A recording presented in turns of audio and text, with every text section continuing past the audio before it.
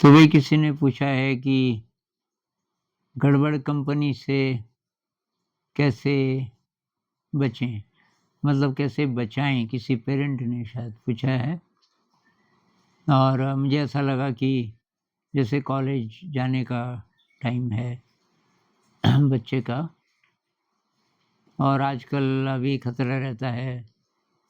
एक तो ये बुरी आदतें यही होती हैं, स्मोक है, ड्रिंक है, ये गैम्बलिंग है, जो आजकल ये फ़ोन से खेलते हैं लोग और ड्रग्स उससे भी सीरियस ये ड्रग का है,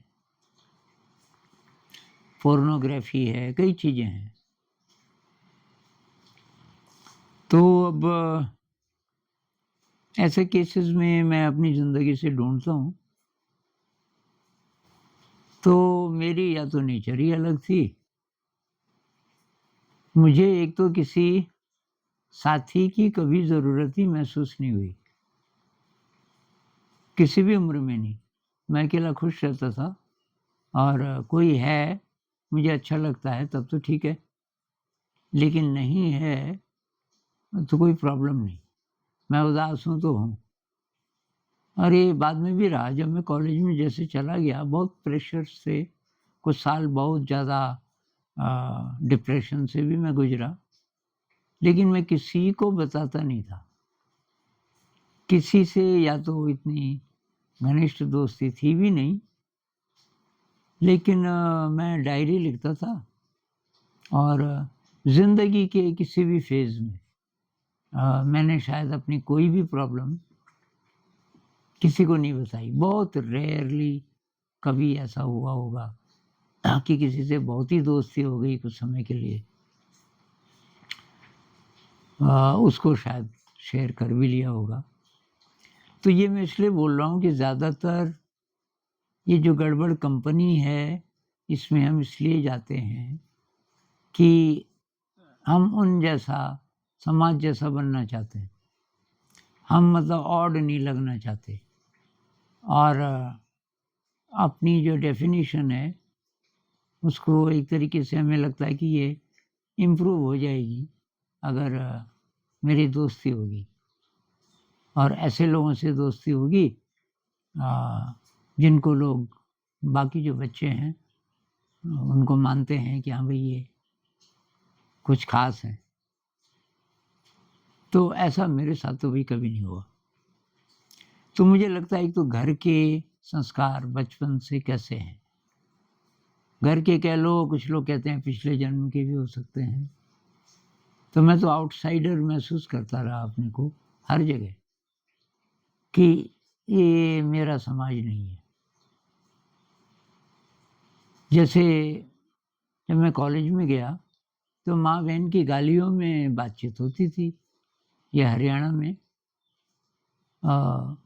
ऐसे बहुत कम बच्चे होंगे जो इन गालियों का मज़ाक-मज़ाक में उपयोग नहीं करते होंगे। तो मुझे वो बहुत भद्दा लगता था। मैंने ज़िंदगी में कभी गालियों का उपयोग नहीं किया। ना बातचीत में और झगड़े में तो ख़ैर बिल्कुल ही नहीं। ये सीधा-सीधा झगड़ा करने से मैं डरता भी था, क्योंकि फ़िज़िकली कमज़ोर भी था और तो जहाँ ऐसा हो जैसे पैरोडी सॉन्ग्स चल रहे हैं, कोई प्रोग्राम है और प्रोग्राम के लास्ट में जब प्रोफ़ेसर लोग चले जाते थे, तो पैरोडी सॉन्ग्स पहले ही दिन जब ऐसा हुआ, मुझे इतना ज़्यादा भद्दा लगा। तो एक मेरा था बगल में उसको मैंने कहा, "यार ये क्या हो रहा है?" कह रहे, "तेरे को नहीं पता? इसी में तो आता मज़ा।" मैं चुपचाप वहाँ से चला गया। उसके बाद मैं प्रोफ़ेसर जैसे उठते थे, मैं भी उठ जाता था। अब ये मैं ये नहीं कह रहा हूँ कि अ, मैं अच्छा था और मैं मतलब अलग था और आउटसाइडर होने की तब कीमत ये है कि आपको अकेले ही झेलना पड़ता है, सारे प्रेशर्स क्योंकि शेयर तो आप कर नहीं पाते। तो वो मैं भी करता था, तो इंट्रोवर्टेड काफ़ी मैं हो गया था। तो ख़ैर मैं ये कह सकता हूँ कि अपनी शक्ति बढ़ाई है। तो आपका बच्चा अब मान लीजिए कि 14-15 साल का हो गया, क्या-क्या वो सीख सकता है और उसमें उसको रस आने लगे। कोई इंस्ट्रूमेंट है, पेंटिंग है, कोई छोटा-मोटा मशीनों का काम है, ये बिजली ठीक करना और ये कई बच्चों को शौक होता है ना, ये छोटी-मोटी जो चीज़ें होती हैं, टॉर्च है, आपका गैस खराब हो गया, उसको ठीक कर देते हैं, उनका शौक होता है। तो जो भी शौक हो, ख़ासकर ये म्यूज़िक का, पेंटिंग का, अ, अगर शौक है बच्चे को, तो उसको ये मौका दीजिए। तो धीरे-धीरे उसके अंदर जब दक्षता पैदा होगी, तो उसको उसमें रस आने लग जाएगा। तो लोग आएँगे उसके पास, उसको दोस्त बनाने के लिए। उसको नहीं लगेगा कि मैं मतलब पीछे हूँ किसी चीज़ में और मुझे अपनी डेफ़िनेशन ठीक करने के लिए किसी से दोस्ती की ज़रूरत है। अ, तो मुख्य बात ये है, आप अपनी शक्ति बढ़ाइए और घर पे थोड़ा काउंसलिंग, माता-पिता उससे उसके साथ बहुत दोस्ती करें और इतनी दोस्ती हो कि वो शेयर कर सके। मान लीजिए उसने किसी के प्रेशर में आके सिगरेट पे एक कश मार दिया, तो घर आके बोल सके आज ऐसा हो गया। इतनी दोस्ती अगर हो जाए, तब आप उसको समझा सकते हो। लेकिन अगर आप बहुत ज़बरदस्ती करोगे, बहुत ज़्यादा लेक्चर उसको दोगे कि ये भी खराब है, ये भी खराब है, वो काम नहीं करेगा। उससे भी एक बड़ी बात ये है कि आपके इंटरेस्ट कैसे हैं, माता-पिता के, आपकी वैल्यूज़ क्या हैं ज़िंदगी की। अगर ये हैं कि भई किसी भी तरीके से बच्चे को नौकरी मिल जाए, वो पैसा कमाए, ये आपका जीवन दर्शन था अपने लिए भी और उसके लिए भी, तब तो उम्मीद मत कीजिए क्योंकि इसके पीछे असम्पशन ये है कि कैसे भी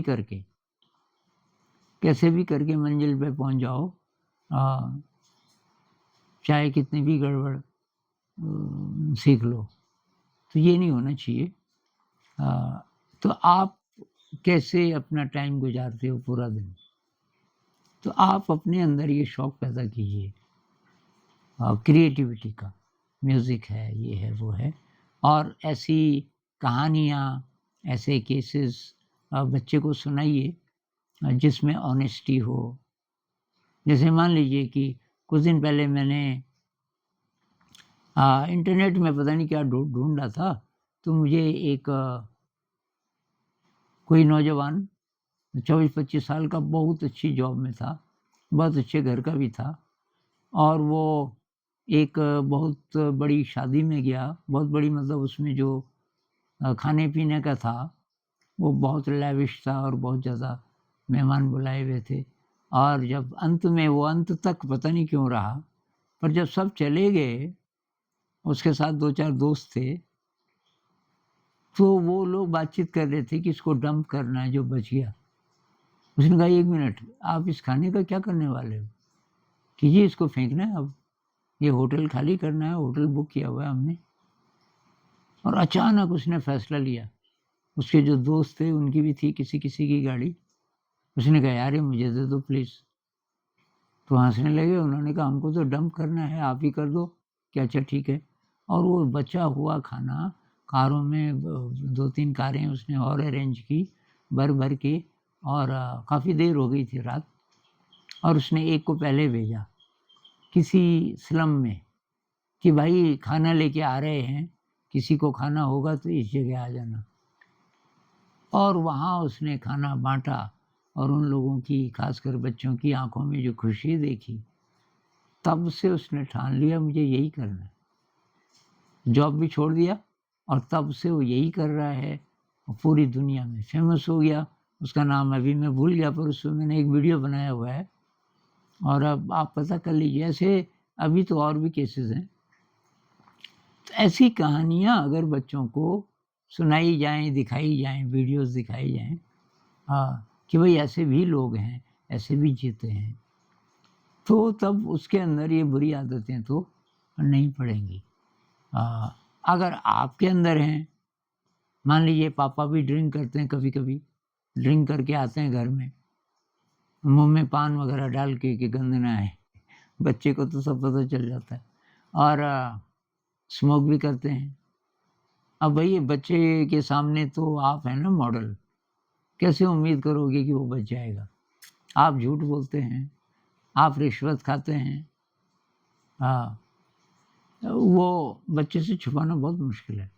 कहीं न कहीं से उसको पता चल जाता है और एक उदास-उदास सी तस्वीर बनती है बच्चे के मन में। अगर वो आदर्शवादी है, तो आपको रिजेक्ट कर देगा। आदर्शवादी है तब तो अपने आप ही बच जाएगा। तो आदर्शवादी वो बनेगा कैसे? तो माँ के संस्कार कैसे हैं, हो सकता है इस कारण से। पिता और माता में से एक ऐसा हो सकता है जिसके अच्छे आचरण हैं और अच्छे आदर्श हैं। तब बच्चे पे किसका ज़्यादा फ़र्क पड़ेगा? ये बच्चे की पूर्व तैयारी कितनी है। हाँ, वो कैसी-कैसी ज़िंदगी बिता के आया और अगर पुनर्जन्म होता है तो इससे पहले से उसकी यात्रा होगी। तो कुल मिला के हम एज़ पेरेंट्स बेस्ट ये कर सकते हैं, एक तो अपने जीवन को बार देखें, मेरा आचरण कैसा है उसको ठीक करें, क्रिएटिविटी कितनी है, ये मोबाइल का, टीवी का दुरुपयोग तो नहीं कर रहे कि कुछ भी देखते रहें, ऐसे नहीं। तो आपकी ज़िंदगी आपके घर में बहुत ज़्यादा क्रिएटिव है, उत्साहजनक है, बच्चे पे अच्छा असर पड़ेगा। और दूसरी बात आपके जीवन मूल्य क्या हैं?